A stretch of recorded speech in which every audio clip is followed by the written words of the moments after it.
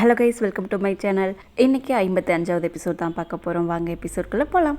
ஹபீப் ஆனிக்கிட்ட எதுவும் பேசாமல் நிற்காத, ஏதாச்சும் சொல்லுன்னு மாதிரி கேட்டுட்ருக்காரு. ரொம்ப கோவமாக தான் கத்திட்டுருக்காரு. அந்த நேரத்தில் ஃபாக்கிர் வந்து ஹபீப் கையவே தட்டி விட்டுறான். உங்களுக்குலாம் என்ன தான் பிரச்சனை? ஒரு பொண்ணுக்கிட்ட எப்படி பேசணும்னு கூட தெரியாதா? எனக்கு ஹம்சாவை பற்றி நல்லாவே தெரியும். ஆனி ரொம்பவே இன்னசென்ட், ஆனால் அவளை போய் இப்படி பேசிகிட்டு இருக்கீங்க. இந்த விஷயம் ஒன்றும் அவ்வளோ பெரிய விஷயம் கிடையாது. அதனால தான் நான் உங்ககிட்ட இருந்தெல்லாம் மறைச்சிருந்தேன். 2 பேரும் ஒரே ஸ்கூலில் தான் படிக்கிறாங்க. அவங்க கொஞ்சம் நல்லா பேசிக்கிறதுனால அவங்கள பற்றி நம்ம தப்பாக பேசலாமா? எனக்கு ஆனியை பற்றி நல்லாவே தெரியும். அவள் எந்த தப்பான முடிவு எடுக்க மாட்டா. ஐமனுக்கு பைத்தியம் பிடிச்சிருக்கா, அதனால தான் இப்படி பண்ணிகிட்ருக்கா. இது எங்களோட பர்சனல் விஷயம், இதில் தலையிட வேணான்னு சொல்லி வைங்கன்ற மாதிரி ஃபாக்கிர் சொல்லிட்டு இருக்கான். ஃபாக்கிரோட அம்மா இருந்துக்கிட்டு, உனக்கு என்ன பைத்தியமாட பிடிச்சிருக்கு? இந்த விஷயம் உனக்கு முன்னாடி தெரிஞ்சு நீ அமைதியாக இருந்திருக்கியான்ற மாதிரி கேட்குறாங்க. ஆனி எந்த தப்பும் பண்ண மாட்டான்னு எனக்கு நல்லாவே தெரியும். ஆனியை பற்றி இனிமேலும் யாரும் தப்பாக பேசினா நான் கம்முன்னு இருக்க மாட்டேன். நீங்கள் தானே எங்களுக்கு மேரேஜ் பண்ணி வச்சது. எங்களோட எல்லா விஷயத்தையும் நாங்களே பார்த்துக்கணும்னு ஆசைப்பட்டீங்கல்ல. இனிமேல் எங்கள் விஷயத்த நாங்களே பார்த்துக்குவோம். கடைசியாக உங்கள் எல்லோரும் முன்னாடியும் ஒன்று சொல்லிக்கிறேன். அதுவும் குறிப்பாக ஹபீபை பார்த்து தான் சொல்கிறான். என்னோட ஒய்ஃபை இன்சல்ட் பண்ணுறதுக்கு நான் யாரையும் விட மாட்டேன்ட்டு ஆனியை கூட்டிகிட்டு உள்ளே போயிடுறான். அங்கே இருக்க யாராலையும் எதுவும் பேச முடியல. ஹபீப் அப்படியே ஆயிஷாவை பார்த்து முறைச்சிட்டு உள்ளே போயிடுறாரு. ஃபாக்கிர் ஆனிக்கு சப்போர்ட் பண்ணதை பார்த்து ஆயிஷாவுக்கு ரொம்ப சந்தோஷமாக இருக்குது. அவங்க ரொம்ப பெருமையாக நினச்சிட்ருக்காங்க. நீ எனக்காக அவங்கக்கிட்ட பேசுனதை பார்த்தா என்னால் நம்ப கூட முடியல. நீயும் மற்றவங்க மாதிரி தான் இருப்பேன்னு நான் நினச்சிட்டு இருந்தேன். ஆனால் நீ கம்ப்ளீட்டாக வேறு மாதிரி இருக்க. அவங்கெல்லாம் சொன்னதை கேட்டு என் மேலே சந்தேகப்படாமல் நீ எனக்காக சப்போர்ட்டிவாக இருந்த. நீ மட்டும் எனக்கு சப்போர்ட் பண்ணலன்னா அங்கே என்ன நடந்திருக்குன்னு கடவுளுக்கு மட்டும்தான் தெரியும். நீ என்னோட சைடு இருக்கிறதுக்கு நான் தான் புண்ணியம் பண்ணியிருக்கணும். ரொம்பவே நன்றின்ற மாதிரி ஆனி சொல்லிட்டு இருக்கா. ஃபாக்கிர் இதெல்லாம் கேட்டுட்டு சிரிக்க தான் செய்கிறான். நீ அழுகும்போது அழகா இல்லைன்ற மாதிரி சொல்லிட்டு இருக்கான். நீ எல்லாரும் முன்னாடி எனக்காக சப்போர்ட்டாக இருந்ததை நான் மறக்கவே மாட்டேன். உன் மேலே இருக்க மரியாதை இன்னும் அதிகமாயிருச்சு. நீ எப்போவுமே என்னை நம்பலாம். நான் உனக்கு ப்ராமிஸ் பண்ணுறேன், உன்னோட நம்பிக்கையை நான் ஒரு நாளும் உடைச்சிட மாட்டேன்ற மாதிரி ஆனி சொல்லிகிட்ருக்கா. நான் ஒன்றும் மற்றவங்க மாதிரி கிடையாது. யார் என்ன சொன்னாலும் நம்புறதுக்கு. நம்ம 2 பேரும் ஒன்றா தான் வளர்ந்தோம். எனக்கு உன்னை பற்றி நல்லாவே தெரியும். எப்போல்லாம் எனக்கு சான்ஸ் கிடைக்குதோ அப்போல்லாம் உனக்கு நான் சப்போர்ட்டிவாக தான் இருப்பேன்ற மாதிரி ஃபாக்கிர் சொல்லிகிட்ருக்கான். ஃபெமி இங்கே உடனே அவங்க அம்மா கிட்ட தான் கத்திகிட்ருக்கா. இந்த வீட்டோட ரூல்ஸ் எல்லாம் மாறிப்போச்சா என்ன? பெரியவங்க பேச்சு சின்ன பிள்ளைங்க கேட்குறதே கிடையாது. அவங்களாம் முடிவெடுத்துட்டு இருக்காங்க, நீங்களும் பார்த்துக்கிட்டு சும்மா உட்காந்துருக்கீங்கன்ற மாதிரி கேட்டுட்ருக்கா. ஃபாக்கிர் தான் சொல்லிட்டான்ல இது அவனோட பர்சனல் விஷயம்ன்ட்டு. அப்புறம் எதுக்கு இதை பற்றி நம்ம பேசணுன்ற மாதிரி சாய்க்கா கேட்குறா. ஃபாக்கிருக்கு இதை பற்றி என்ன தெரியும்? அவன் ரொம்ப சின்ன பையன். இது எவ்வளோ பெரிய விஷயம்ன்ட்டு அவனுக்கு புரிய மாட்டேங்குது. அம்மா நீங்களாச்சும் ஆனிக்கு ஒரு தண்டனை கொடுக்கணுன்ற மாதிரி ஃபெமி சொல்லிகிட்ருக்கா. ஆனியோட ஹஸ்பண்ட் ஃபாக்கிர். நம்ம எல்லாரையும் விட உரிமை அவனுக்கு தான் அதிகம் இருக்குது. அவனை மீறி நம்மளால் எதுவும் பண்ண முடியாதுன்ற மாதிரி பாட்டி சொல்லிடுறாங்க. அம்மா நீங்கள் ஃபாக்கிர்கிட்ட சொல்லி தான் ஆகணும். இது அவனோட பர்சனல் விஷயம் மட்டும் கிடையாது. இது நம்ம ஃபேமிலியோட கௌரவம் சம்மந்தப்பட்ட விஷயம். இதை பற்றி நீங்கள் கண்டிப்பாக அவங்ககிட்ட பேசணும். அப்புறம் ஃபெமி சமீனாவை பார்த்து, ஆனியை பார்த்தீங்களா எப்படி நடந்துட்டுருக்கான்ட்டு? அவள் அவ்வளோ கன்னிங்காக மாறிட்டா. ஃபாக்கிரையே இப்படி மாற்றி வச்சுருக்கா. நீங்கள் தான் ஏதாச்சும் பண்ணணுன்ற மாதிரி சொல்லிட்டுருக்கா. இது ஒன்றும் நம்மளோட பிரச்சனை கிடையாது, இது ஃபாக்கிரோட பிரச்சனை. அவனே இதெல்லாம் பார்த்துக்கிட்டும் நான் இதில் தலையிட போகிறதா இல்லைன்ற மாதிரி சமீனா சொல்லிடுறாங்க. உங்கள் எல்லாருக்கும் என்ன தான் பிரச்சனை? ஃபாக்கிர் ஆனிக்கு தானே சப்போர்ட் பண்ணால் இதை பார்த்து நீங்கள் சந்தோஷத்தானே படணும். இதுக்கு முன்னாடி இவங்க 2 பேரும் அவங்களோட ரிலேஷன்ஷிப்பை புரிஞ்சு நடந்துக்க மாட்டேங்கிறாங்கன்ட்டு சொல்லிட்டு இருந்தீங்க. இப்போ புரிஞ்சு நடந்துக்கிறாங்க, ஒருத்தருக்கு ஒருத்தர் சப்போர்ட்டாக இருக்காங்க. அதை பார்த்து நீங்கள் எதுக்கு இப்படி பேசிகிட்டு இருக்கீங்கன்ற மாதிரி ஆயிஷா கேட்குறா. நீ இதை தான் சொல்லுவேன்னு எனக்கு தெரியும், ஏன்னா அது உன்னோட பொண்ணு இல்லை அப்படின்ற மாதிரி சாய்க்கா சொல்கிறா. அம்மா நீங்கள் இந்த விஷயத்தில் அமைதியாக இருக்கக்கூடாது. ஆனி இதுக்கு மேலே இந்த வீட்டை விட்டே வெளியே போகக்கூடாதுன்ற மாதிரி ஃபெமி சொல்லிகிட்ருக்கா. பாட்டி இருந்துக்கிட்டு ஃபாக்கிரே ஆனியை நம்பும்போது நம்மளால் என்ன பண்ண முடியும்? நான் முன்னாடியே இதெல்லாம் எதுவும் வேணான்னு சொல்லியிருந்தேன். ஆனால் யாராச்சும் கேட்டாங்களா? இவன் என்னமோ மாடர்ன் மதம் இல்லாத மாதிரி எல்லாத்துக்கும் ஓகே சொல்லிட்டு இருந்தா. இப்போ வந்து என்ன பண்ண முடியும்? நீங்களே பார்த்துக்கோங்கன்ற மாதிரி பாட்டி சொல்லிடுறாங்க. நீங்கள் ஏன் ஒரு பக்கம் ஸ்டோரியை மட்டும் கேட்டுட்டு இப்படி பண்ணிகிட்ருக்கீங்க? ஃபாக்கிர் ஆனிக்கு சப்போர்ட் பண்ணுறான்னா அதில் ஏதோ உண்மை இருக்குது தானே? அது ஏன் உங்களுக்குலாம் புரிய மாட்டேங்குது? ஆனி மேலே எந்த தப்பும் இருக்காதுன்ற மாதிரி ஆயிஷா சொல்லிகிட்ருக்கா. ஓ, அப்போ எய்மன் பொய் சொல்கிறாளா? அப்போ அந்த ஃபோட்டோஸ்லாம் பொய்யா? நீயும் ஆனி மாதிரி எங்களை ஏமாத்தாதுன்ற மாதிரி ஃபெமி சொல்லிகிட்ருக்கா. ஆயிஷாவால் இதுக்கு மேலே இவங்ககிட்ட பேச முடியாதுன்ட்டு கம்முன்னு உள்ளே போயிடுறாங்க. ஆனி இப்படி பண்ணியிருப்பான்ட்டு நானே எதிர்பார்க்கவே இல்லை. அவளோட லிமிட் எல்லாத்தையும் அவள் கிராஸ் பண்ணிட்டா. இனிமேல் நம்ம ஃபைஸாவை தான் பார்க்கணுன்ற மாதிரி சொல்லிகிட்ருக்கா. ஃபைஸாவுக்கு என்னன்ற மாதிரி ஹபீப் கேட்குறாரு. ஆனிக்கு மேரேஜ் ஆகிடுச்சு, அதனால் அவள் ஃபாக்கிரோட பொறுப்பு. ஆனால் ஃபைஸாவுக்கு இன்னும் மேரேஜ் ஆகலைல்ல. அவள் சின்ன பொண்ணு தானே, நம்மளோட ரெஸ்பான்சிபிலிட்டி தான். இவ்வளோ ஸ்கூலுக்கு போகிறா வரா. ஏதாச்சும் ஆயிடுச்சுன்னா நம்ம என்ன பண்ண முடியும்? ஃபைஸாவுக்கு நம்ம மேரேஜ் பண்ணி வச்சுறது தான் பரவாயில்ல. ஆயிஷாவை பற்றி உங்களுக்கே தெரியும், 2 பொண்ணுங்களையும் எப்படி வளர்த்து வச்சுருக்கான்ட்டு. ஒரு அப்பாவா நீங்கள் தான் இதை பண்ணி ஆகணுன்ற மாதிரி ரெகுலா சொல்லிகிட்ருக்கா. இதை பற்றி வீட்டில் பேசணும்னா பெரிய பிரச்சனைலாம் வரும் அப்படின்ற மாதிரி ஹபீப் சொல்கிறாரு. இந்த வீட்டில் எல்லா விஷயத்துக்கும் ஏதாச்சும் பிரச்சனை வந்துட்டு தான் இருக்குது. ஃபைஸா உங்களோட பொண்ணு, உங்களுக்கு தான் உரிமை அதிகம். யாரும் இதில் எதுவும் சொல்ல முடியாது. சமீனாவால் கூட எதுவும் பண்ண முடியாதுன்ற மாதிரி ரெகுலா சொல்கிறா. ஹபீபும் சரின்ற மாதிரி தான் சொல்லிட்டு இருக்காரு. சமீனா ஆயிஷாவை பக்கம் தான் ஓடி வராங்க. எல்லாரும் முன்னாடி முன்னாடி இந்த விஷயத்தை நான் உங்ககிட்ட கேட்க முடியாதுன்னு தான் தனியாக கேட்க வந்தேன்ற மாதிரி சமீனா சொல்கிறாங்க. இவங்க பேசிகிட்டு இருக்கும்போதே ஆயிஷா, நீங்கள் ஃபாக்கிர் அண்ட் ஆனியை பற்றி தானே பேச வரீங்க, அதுக்கு முன்னாடி என்னோட ஒரே ஒரு கேள்விக்கு நீங்கள் பதில் சொல்லுங்கள். ஆனி பொய் சொல்கிறான்னு நீங்கள் நினைக்கிறீங்களா? நீங்கள் தானே அவளை வளர்த்தீங்க, அப்புறம் எதுக்கு மற்றவங்க சொல்கிறதே நீங்கள் கேட்குறீங்க அப்படின்ற மாதிரி ஆயிஷா கேட்குறாங்க. அவன் மேலே தப்பு இருக்கோ இல்லையோ, ஆனால் அவன் மேலே ஒரு குற்றத்தை வச்சுட்டாங்க. அவன் மேலே தப்பே இல்லைனாலும் இப்போ ஒன்றும் ஆக போகிறது கிடையாது. நீ ஆனிக்கிட்ட இதை பற்றி பேசணும், நானும் ஃபாக்கிர்கிட்ட பேசணும். அவன் இப்போ ரொம்ப கோபமாக இருக்கான், அதனால் நான் சொல்கிறத கேட்க மாட்டான், அதனால் நீ கொஞ்சம் ஆனிக்கிட்ட பேசுன்ற மாதிரி சமீனா சொல்கிறாங்க. எனக்கு ஆனிமல் நம்பிக்கை இருக்குது, ஃபாக்கிருக்கும் ஆனிமல் நம்பிக்கை இருக்குது, நீங்கள் ஏன் மற்றவங்க சொல்கிறத நம்பிட்டு இருக்கீங்கன்னு எனக்கு தெரியலன்ற மாதிரி ஆயிஷா சொல்கிறாங்க. எனக்கு ஒன்றும் காது கேட்காமையோ கண்ணு தெரியாமையோ இல்லை. அந்த ஹம்சா இந்த வீட்டை சுற்றி சுற்றி வந்திருக்கான், அதை என் கண்ணால் பார்த்துருக்கேன். ஏதோ கண்டிப்பாக இருக்குது, நீ தான் அதை பற்றி கேட்கணுன்ற மாதிரி சமீனா சொல்கிறாங்க. நம்மளோட வீட்டுக்காரங்க நமக்கெல்லாம் சப்போர்ட் பண்ணதே கிடையாது. நம்ம எதிர்பார்த்ததை இப்போ ஃபாக்கிர் பண்ணிகிட்ருக்கான், அதனால் உங்களுக்கு பொறாமையாக இருக்கான்ற மாதிரி ஆயிஷா கேட்குறா. நீ என்ன பைத்தியக்காரி மாதிரி பேசிகிட்டு இருக்க? ஃபாக்கிர் ரொம்ப இன்னசென்ட், அவனுக்கு இந்த விஷயத்தை பற்றி அவ்வளோக்கும் புரியலன்ற மாதிரி சமீனா சொல்கிறாங்க. ஃபாக்கிரோட இன்னசென்ட்னால தான் அவன் யார் சொல்கிறதையும் நம்பலை. அவன் மனசு மட்டும் கெட்டதாக இருந்திருந்தா இன்றைக்கி எல்லாரும் சொல்கிறதையும் நம்பியிருப்பான். எனக்கு ஃபாக்கிரை நினச்சா ரொம்ப பெருமையாக இருக்குன்ற மாதிரி ஆயிஷா சொல்கிறாங்க. அப்போ நீ ஆனிக்கிட்டே இதை பற்றி பேச போகிறதா இல்லைன்ற மாதிரி சமீனா கேட்குறாங்க. நான் ஆனிக்கிட்டே இதை பற்றி பேச போகிறது இல்லை, இது ஹஸ்பண்ட் அண்ட் ஒய்ஃபுக்குள்ளே நடக்கிற விஷயம், இதில் நான் தலையிடறதா இல்லைன்ற மாதிரி ஆயிஷா சொல்லிடுறாங்க. அங்கே ஃபாக்கிர் வீட்டில் என்ன நடந்துச்சுன்னு தெரிஞ்சுக்க ஐமன் ரொம்ப ஆவலாக இருக்கா. அவங்க அப்பா கிட்ட இன்னும் அம்மா வரலையான்ற மாதிரி கேட்டுட்ருக்கா. அடுத்தவங்க விஷயத்தில் தலையிடாமல் இருக்கிறது தான் ரொம்ப நல்லது. உங்கள் அம்மாவுக்கு அறிவே கிடையாது, அவள் தான் அப்படி பண்ணிகிட்ருக்கா. உனக்கு தான் எல்லாமே புரியும்ல, ஆனி உன்னோட கசின், அவளோட நல்லதை பற்றியே நீ யோசிச்சு பாருன்ற மாதிரி அவர் சொல்லிட்டுருக்காரு. இவங்க பேசிகிட்டு இருக்கும்போதே அவங்க அம்மாவும் வந்துடுறாங்க. அவங்க அம்மாவை பார்த்ததும் ஐமன் அங்கே என்ன நடந்துச்சு, ஆனிக்கு என்ன தண்டனை கொடுத்தாங்க அப்படின்ற மாதிரி கேட்குறா. நான் ஃபோட்டோவை எல்லாருக்கிட்டையும் காமிச்சதும் எல்லாரும் ரொம்ப கோவப்பட்டாங்கன்ற மாதிரி அவங்க அம்மா சொல்கிறாங்க. அம்மா கண்டிப்பாக கோவப்பட்டிருப்பாங்க. ஹபீப் அங்கிள் எப்படி இருந்தாலும் ஆனியை திட்டிருப்பாங்க, ஃபாக்கிர் ஆனிக்கிட்ட பேசியிருக்கவே மாட்டான், இப்படி தானே நடந்திருக்கும் அப்படின்ற மாதிரி அவள் கேட்குறா. எல்லாம் அப்படி தான் நடந்துச்சு, ஆனால் ஃபாக்கிர் மட்டும் நான் நினச்ச மாதிரி இல்லை. அவன் ஆனிக்கு சப்போர்ட் பண்ணிகிட்ருக்கான். நான் சொன்ன எந்த விஷயத்தையுமே அவன் நம்பவே இல்லை. ஆனிக்கு அவ்வளோ சப்போர்ட் பண்ணிகிட்டு இருந்தான்ற மாதிரி சொல்கிறாங்க. என்னது, ஃபாக்கிர் ஆனிக்கு சப்போர்ட் பண்ணானா? நம்பவே முடியலையே, ஃபாக்கிரா அப்படி பண்ணது?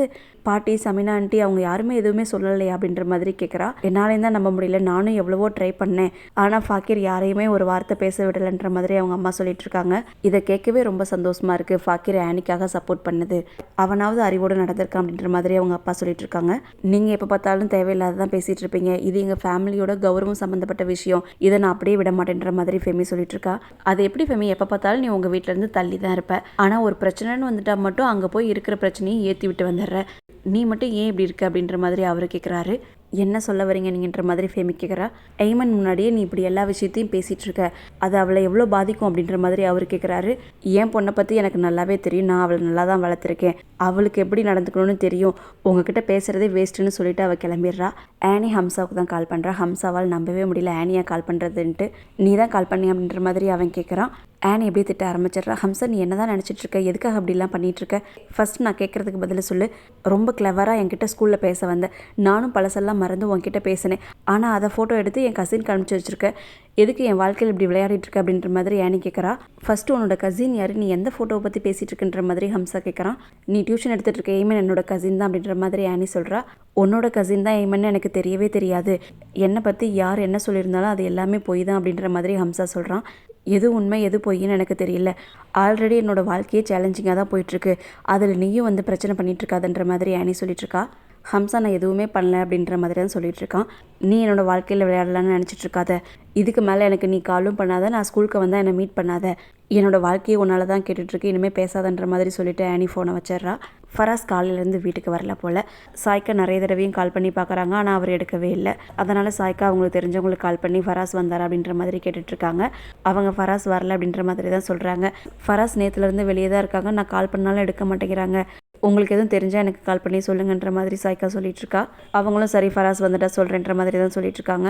ஹபீப் ஆயிஷா கிட்ட வந்து உன்னோட வளர்ப்பை பார்த்தியா, இன்றைக்கி நம்ம குடும்பத்தோட மானம் மரியாதை எல்லாம் போயிடுச்சு அப்படின்ற மாதிரி அவர் சொல்லிகிட்ருக்காரு. நீங்கள் வளர்த்துருந்தா என்ன நடந்திருக்கும் அப்படின்ற மாதிரி ஆயிஷா கேட்குறா. நீ சுதந்திரம் கொடுத்ததுனால தான் இப்படி வந்து நிற்குது, அம்மா தான் ஒரு பொண்ணோட கேரக்டரை உருவாக்கணும் அப்படின்ற மாதிரி அவர் சொல்கிறாரு.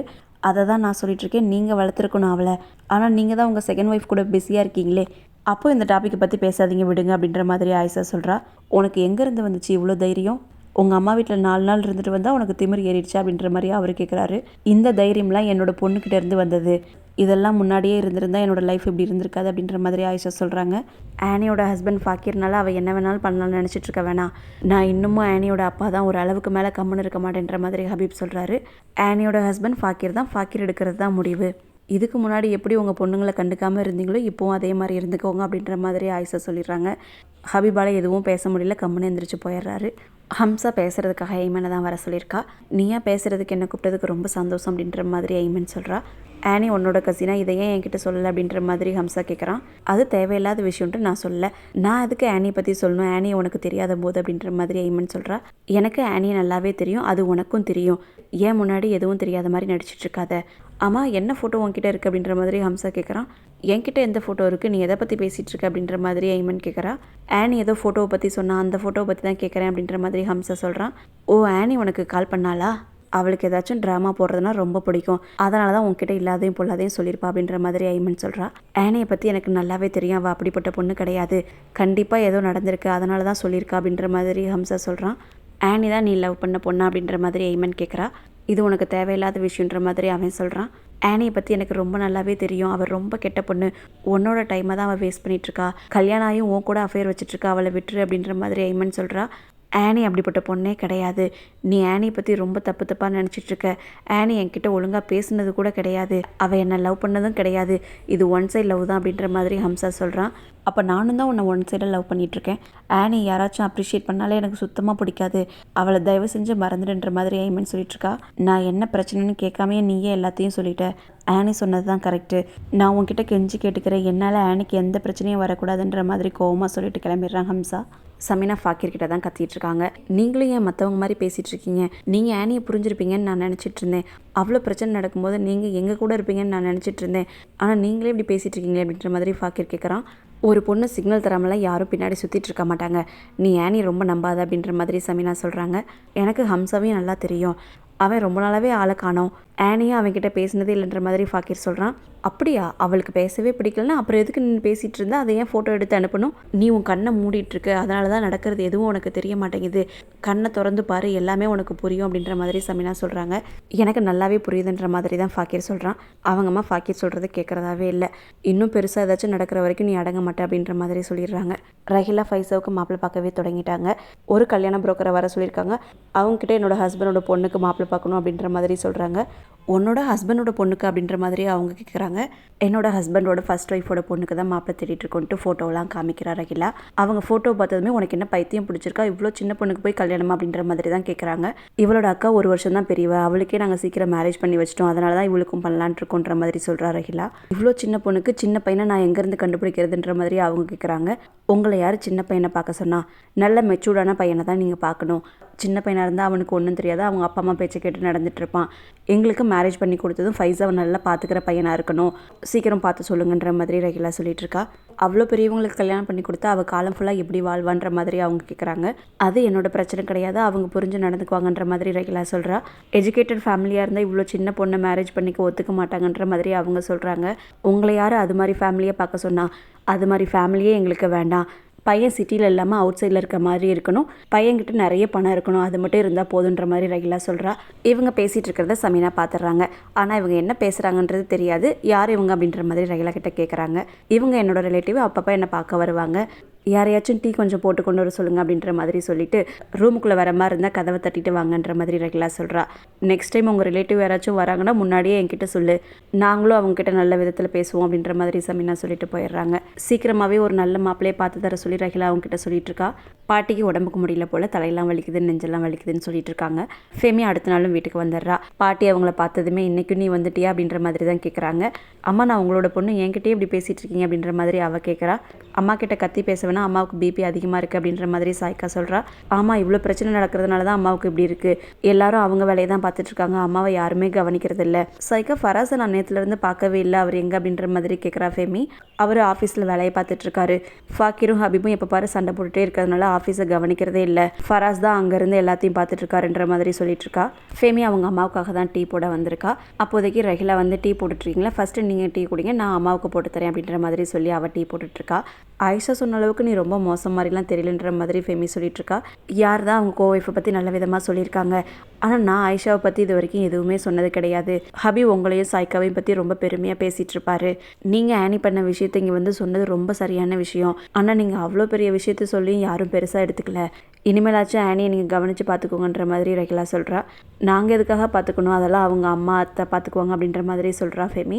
சமீனாவும் ஆயிஷாவும் இந்த வீட்டில் பெரிய ஆளாகிறதுக்கு தான் பார்த்துட்ருக்காங்க. அவங்க எங்கே ஆனியை பார்க்க போகிறாங்க, டெய்லியும் இந்த வீட்டுக்கு வந்து நீங்கள் ஒரு தடவை செக் பண்ணிக்கோங்க அப்படின்ற மாதிரி ரகிலா சொல்கிறா. ஃபெமியும் சரின்ற மாதிரி தான் சொல்லிகிட்ருக்கா. இதோட இந்த எபிசோடு முடிச்சிட்டாங்க. நெக்ஸ்ட் எபிசோடில் சந்திப்போம். தேங்க்யூ ஃபார் வாட்சிங்.